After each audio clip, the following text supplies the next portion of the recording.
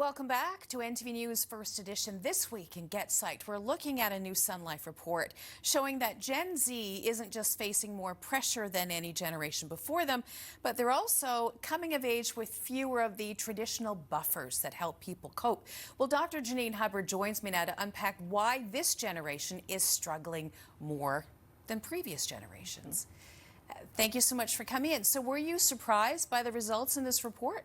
Yes and no. I mean, not surprised that we are seeing that exact generation asking for help, seeking help, openly discussing their mental health concerns. So that's a real positive coming from it.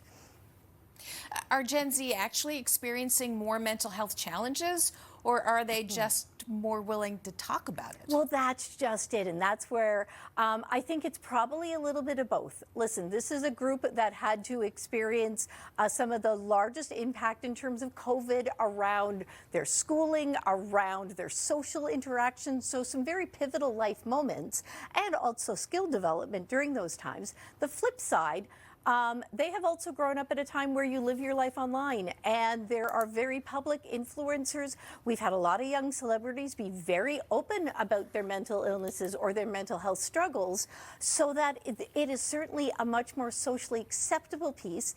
And the schools have had programming looking at things like social emotional learning, but also including all of these topics that you and I would never have discussed when, when we were growing up. So I do think it's a bit of a balance of both.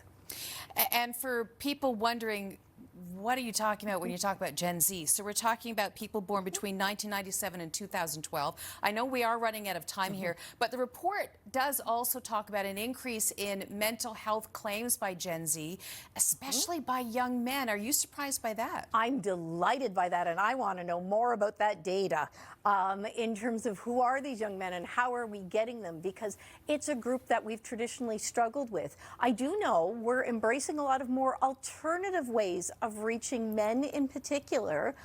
So it's often group activities that are very activity focused and you chat at the same time. Or I heard about a hospital that put in a barber shop in the hospital that's staffed either by peer mentors or a social worker, because certainly within some communities, the barbershop is actually the place where men go and they do sit around and chat.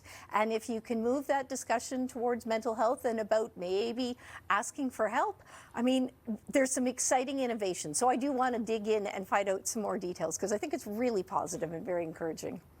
Yeah, it is, and it's encouraging for all of us. You know, the work that Gen Z are doing or asking for is helping the rest of us. We are out of time, but I think this is something we're going to have to dig into more fully in the coming weeks. Thank you so much for coming in. Thanks.